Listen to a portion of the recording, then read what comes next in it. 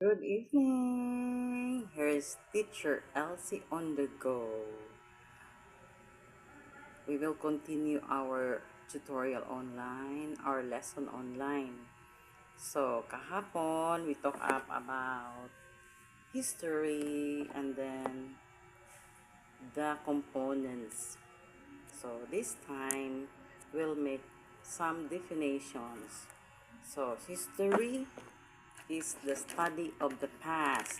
History is the study of the past. Ang kasaysayan ay pag-aaral tungkol sa nakaraan at pwede nating iugnay sa kasalukuyan.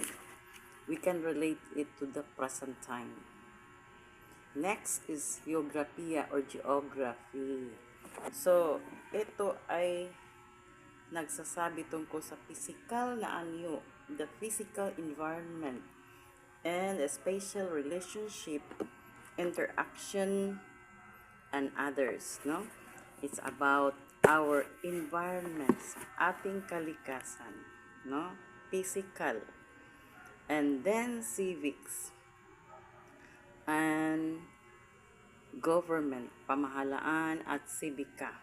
So, dito nag-constitute ang ating mga mamamayan. No, dito pag-usapan ang konstitusyon, batas. No?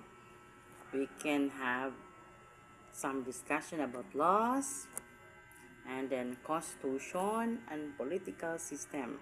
But we are not going to focus on politics. It's not allowed here. Okay? Economics.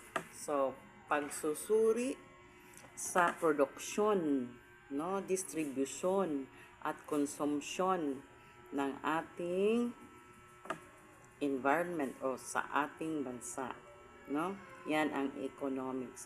Sociology, ito ay pag-aaral tungkol sa behavior, sa ating pag-uugali sa grupo at sa lipunan. O, yan lang muna.